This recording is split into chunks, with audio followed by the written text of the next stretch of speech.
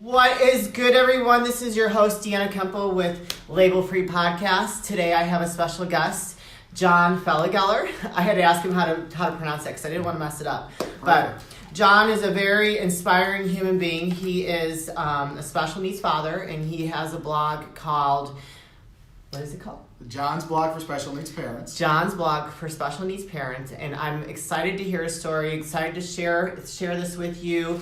So I think it's very important for us to talk about because there are a lot of people that have to deal with this on a regular basis, and I think a lot of people that don't have to deal with it don't realize the impact that it has on people's lives.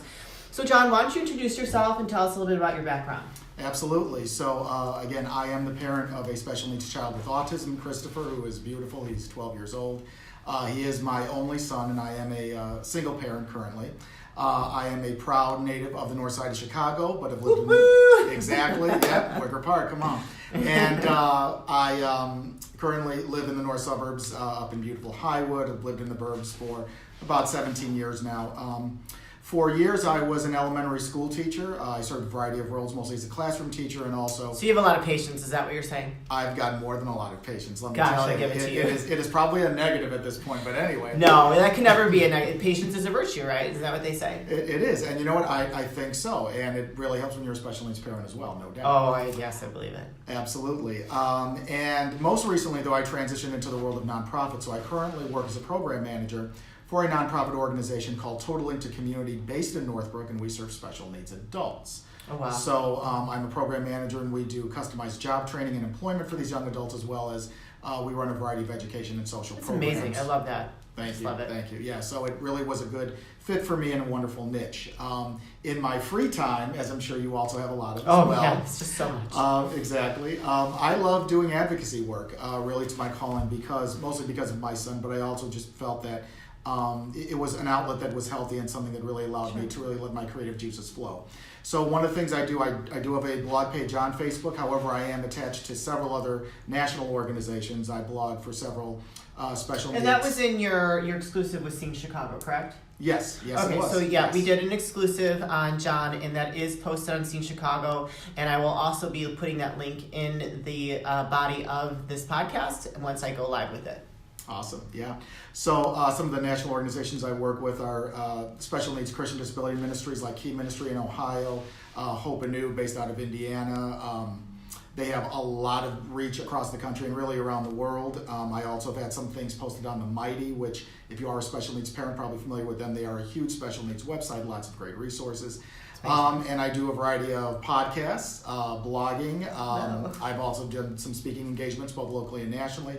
Also work with a lot of local special needs organizations. So Special Fathers Network specifically, I'll be mentioning them a little bit. A man named David Hirsch, who's actually a senior vice president of UBS Financial downtown and has worked with financial or fatherhood organizations locally for years. Started the Special Fathers Network that I'm very closely tied to, and we'll be doing an event actually. It's a lot of responsibility. So it's huge. I mean, I don't think people really understand the weight of how to carry that on your shoulders. It's doing those speaking engagements, and also just the subject matter. I mean, it's kind of a serious subject matter, and people. I think sometimes people that aren't aware of it, they don't have to deal with it. Probably turn the other cheek. You know what I mean? Yep. And so getting up there in front of people and talking about it, even though I feel like the special needs parents that number is growing these days. Absolutely. But I think a lot of that has to do with our environment, and which is unfortunate. So what made you want to come on my podcast and share your story today? Sure. Well, I love talking, first of all, as you will find out. Boy, I'm in for it. No, I'm kidding. Exactly. Yeah, exactly. I'm kidding. We get along great. But, I love sharing this because, first of all, I think as a special needs parent, the thing that I found out is special needs parents are some of the most loving, caring, and well-researched individuals around. Yeah. I mean, there's lots of great parents of typical kids, and a lot of special needs parents have typical kid siblings as well. However, this is a very, very unique deal. And what you find is that parents are always looking for answers. They're looking for support. They're looking for help. And the reality is that what I've learned is that, it really is this very deep, profound message. As was done to you, do for another. Sure. As many questions as you have, as much you seek that out for yourself in terms of answers and resources and support. once you have that, I feel it's just a natural responsibility to try to give back in whatever way. And podcasts are very easy and powerful, and having done several of them and then finding yours and realizing just how well you want to connect with folks who really are about making a positive, supportive difference in other people's lives. It's a natural for me. So, I was like, no brainer, I'm here. So can I ask you a question in terms of what kind of help are special needs parents looking for? Because I think it's a broad range, but just give me an idea, or give us an idea of what that is. So I think it comes in a variety of ways. First of all, parents are always looking for, I think, the medical approach. Sure. So, the first thing that happens with a diagnosis, of course, is, is there a cure? Is there something I can do? Is there a treatment? Is there a protocol? And there's lots of ones out there. Now, some are more well-vetted than others. Sure. Some are more trusted than others. Some rely more on a behavioral approach, like maybe it's just in terms of working with the child and their personality and their behavior, especially with kids on the autism spectrum like mine. That's something that we still do with traditional what's called ABA therapy. A lot of times, though, you look at things like environment, you look at diet, what is actually going into the kids. Wow, I didn't know all this. Yeah, and there's see, there you go, and in a fun way. And there's a lot of sensitivities to diet, to environment, to allergies. A lot of our special needs kids, of course, have allergies to things like gluten and dairy and soy and that type of thing, including my own. And it's a challenge, though, because, at the end of the day, there's only so much you can do to keep your child safe, to keep their diet and their environment clean. And so on the one hand, it's really filtering that information to the parents and filtering good information. But on the other hand, and this kind of goes hand in hand, it's also that support. It's also coming alongside someone. It's developing relationships and friendships and saying, sometimes you might just need a shoulder to cry on or someone to talk to. And I find that one of the first reactions with special needs parents when you get a diagnosis at a very young age is, one, we're going to find an answer and we're going to beat our heads against the wall until we get it. But two, we are also going to shelter ourselves. We're going to close in. We're going to try to keep I think that would be the worst thing to do. But that's a natural reaction. That is a natural reaction of most parents, one, to keep their child safe, but on the other hand, there's a lot of shame that goes with that type of a label and that type of a diagnosis. Sure. And so the last thing someone wants to do necessarily is ask for help. And I think that shows up in a lot of different scenarios with a lot of issues in one's life. But this is where you really need the help the most. And so that's where, again, doing things like this allows me a platform to be able to share resources and also connect with me. And I'm always an open book about, maybe I have something for you, and if I don't, I'll try to connect you with someone. But this is where special needs parents, especially you guys out there, especially you dads, need to try to bring some of those, shields down, bring, some of that. Do you think fathers have a harder time with it than the mothers? Absolutely. Sorry, I didn't mean to interrupt you. No, that's fine. And I think that also lends to how men and women are wired. Sure. Women are, if you got, the kind of thing that me and some of my other special needs dads joke about. You get a group of 10 women who are strangers in here with a couple bottle of wines on the table. They're best friends by the time they leave. Yeah. And that's possibly, true, right? You know. You never know. Yeah, exactly. Too bad one extra bottle might turn things wrong. Right. So we got to get the right amount. Let's get about 2.5 tops. I'm just kidding. But with dads, it's tough because men are fixers. And if there's no fix, I don't want to talk to somebody about how I couldn't fix it. I don't want to talk to somebody about how, there might be something out there, but I don't know where to look or how to find it. That's my wife's job because my wife does all that stuff. And, I'll just either sign the check to whatever doctor or therapist, or I'll do the errands, I'll run them around, I'll take them. And again, there's lots of great special needs dads out there who love their kids. I know them, and I would say most of them are. But it's still overwhelming for a lot of them. And there are some who genuinely can't handle it, don't handle it. And that is why the divorce rate is up to here, especially in our community. So, and I personally am, familiar with that. So just really quick, in terms of the levels, I have a girlfriend who her son is autistic as well, and so there's different levels of autism, right? There's like a mild case, we're up to a very extreme case. Right. So what could you tell us a little bit more like what the differences are? Sure. So autism presents in a lot of different ways, and really is a spectrum is what they call it. So you can have a child who might be diagnosed autistic and you might not notice anything really that's different about them, more high functioning as we like to say. And I really see this in a lot of, like in my job with the young adults we work with. If you spent 15 or 20 minutes with someone though, you might notice some differences in terms of their personality or maybe their filters or how they communicate. Sure. In my son's case, he is more, high needs in terms of he is also nonverbal, so he communicates with an app on an iPad. He has some basic language in terms of yes, no, nodding body language, that type of thing, but he really can't have a conversation with you. And he also still needs a lot of help with feeding. He needs help with going to the bathroom. He needs help with dressing. Well, thank you. And his mom too is really great. I must say that. So, but the fact is that might be his situation the rest of his life. We don't know. And if it is, okay, so now that's a whole other layer of what ifs, because if you're a typical parent, you might worry about high school, college, their first job. In our case, we're worrying about who's going to be taking care of them at 50 or 60 when mom and dad physically can't, or mom and dad are just not here anymore.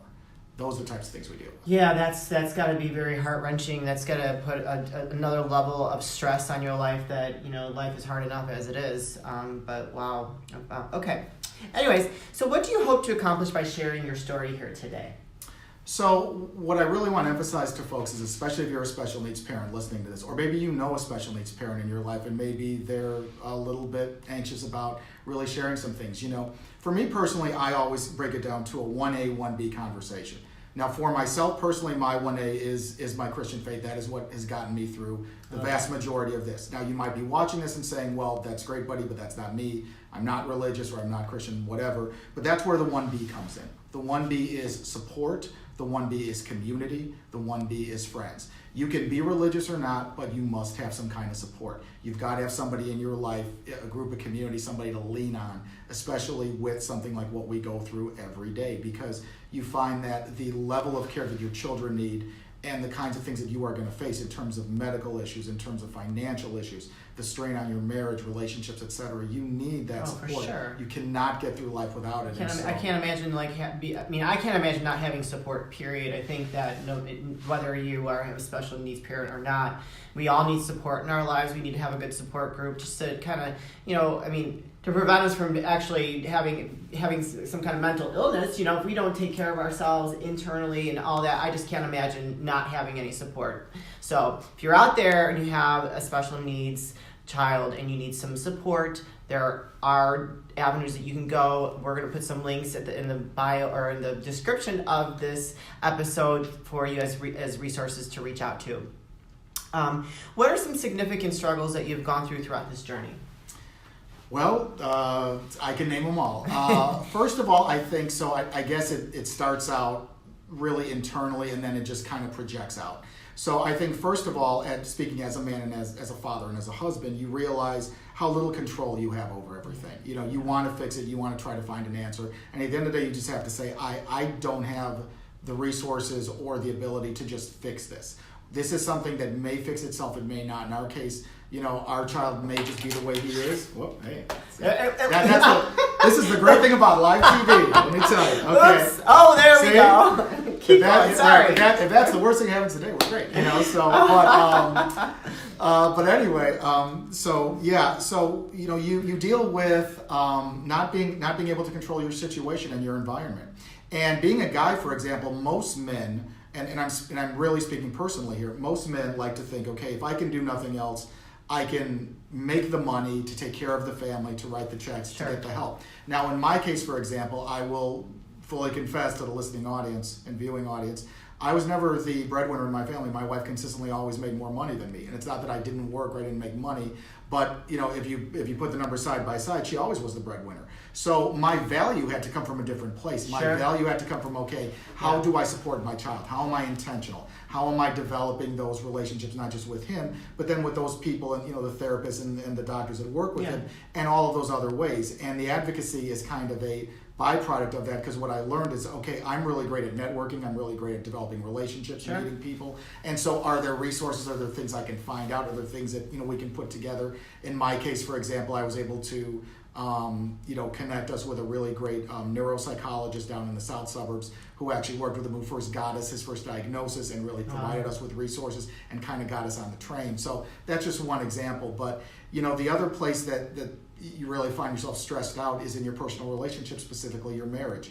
Yeah. I'm not even going to quote the numbers because the numbers seem to fluctuate and change all the time. But the reality is that the numbers for divorce are staggering within the first 5 years of a diagnosis, and then after that they go up even more. And the reality is that you find out that the level of stress you have, not just as a parent, but as a parent dealing with the kind of things that we deal with, are extreme. And you know what? Sometimes marriages just don't work. So as someone now who's really worked with and counseled guys who have lost their marriages, and now in my case where, I am getting divorced, and there's, I think, a lot of reasons for it, but the bottom line is that, it's never a point where you want to blame your child, but you also understand that you are dealing with things that most other typical families are not. And that's why, again, you need to have a community and support. However things turn out, you still love your child, you're still involved, you still are about maintaining that family unit.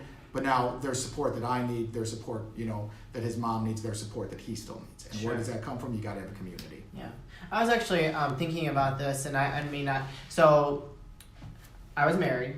My husband was really sick, and he, I kind of almost think about like the strain that had on our marriage. It's different circumstances, but almost like, he needed special needs. I had to take care of him, and my relationship, our marital relationship, changed because of that. And so I was thinking about, when we talked initially, and we were talking about you coming on my show, I was like, there's got to be some kind of level of resentment when, towards your significant other, because I know what I felt. And I think that that's just only natural, and it's a shame that happens, but we are only human, and all we can do is do the best that we can every day and just keep moving forward, right? Mm-hmm. What do you love most about giving back to this specific community?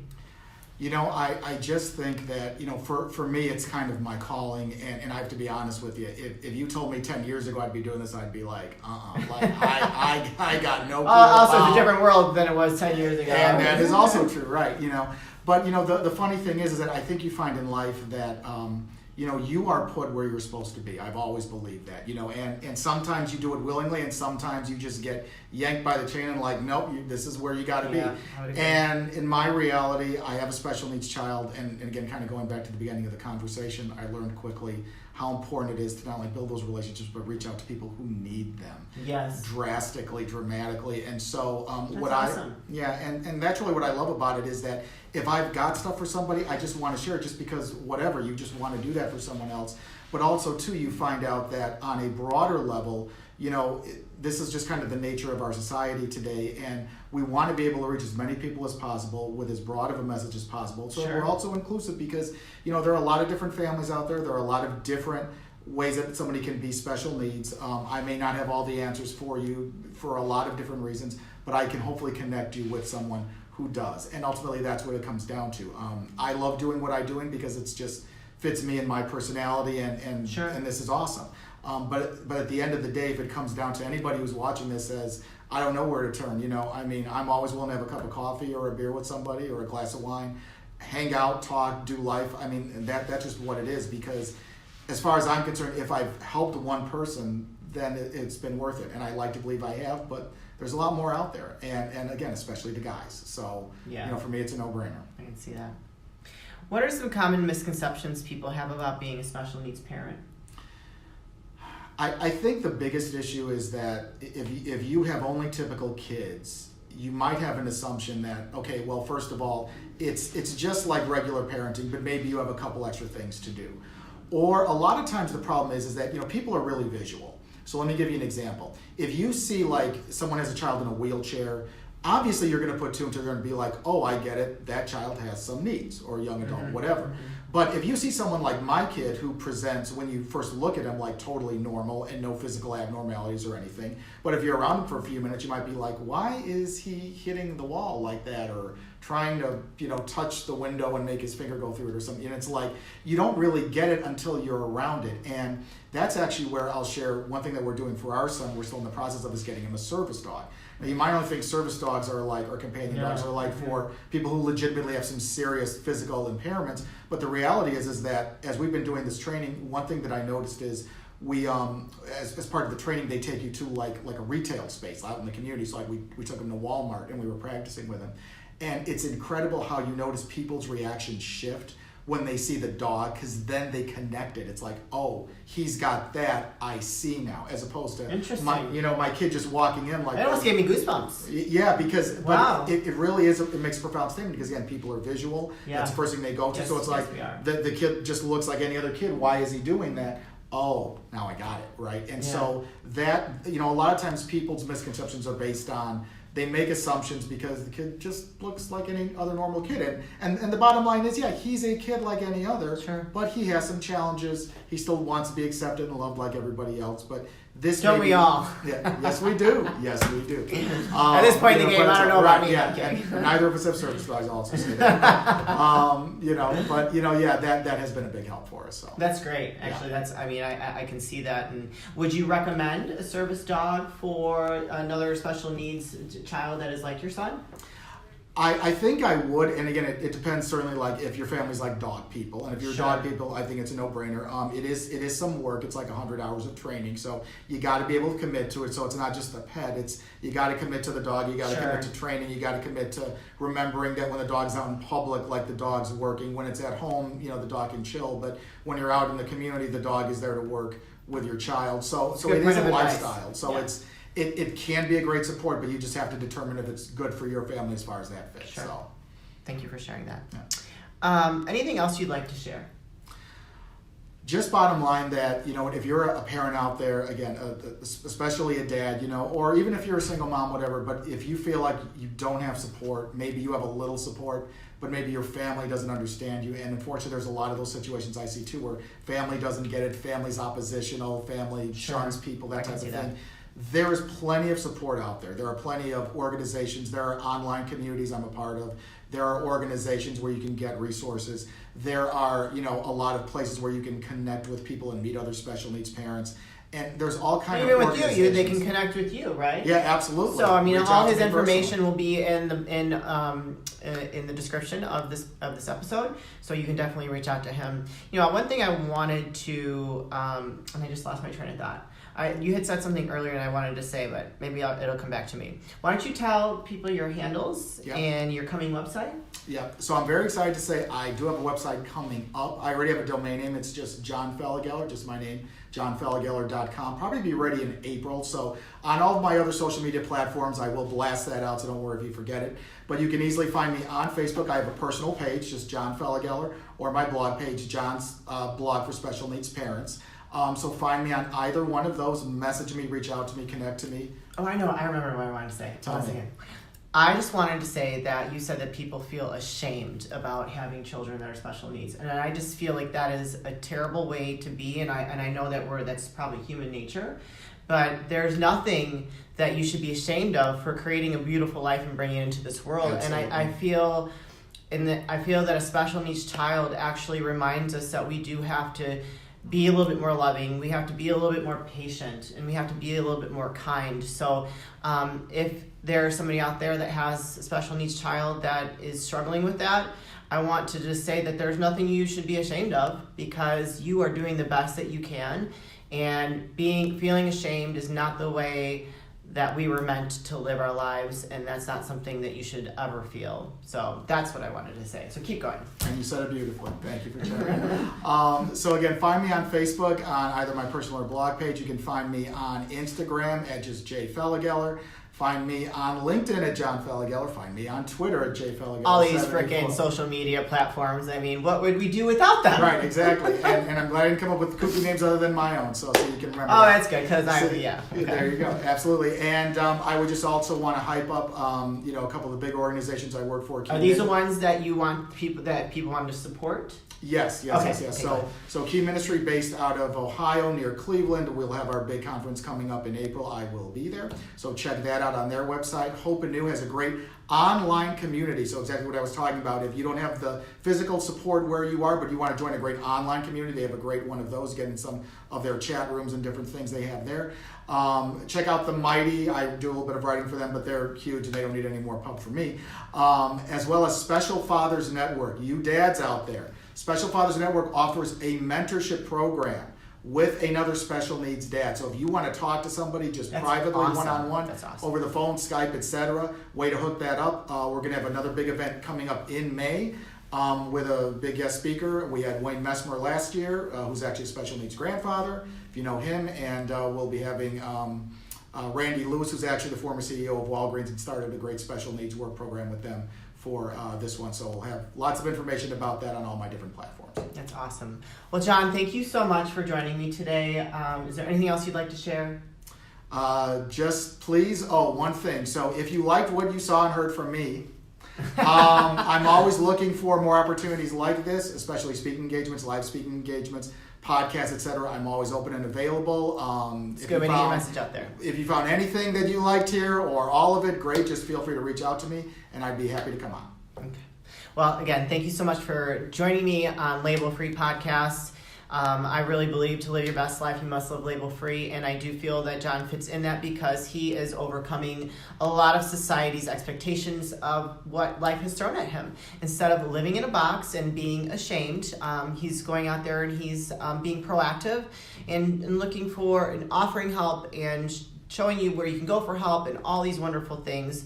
So again, you guys, thank you so much for your support. Thank you for joining me. As always, to live your best life, you must live label free. This is your host, Deanna Kemple. And please share, please like, and please comment. And I look forward to talking to you soon.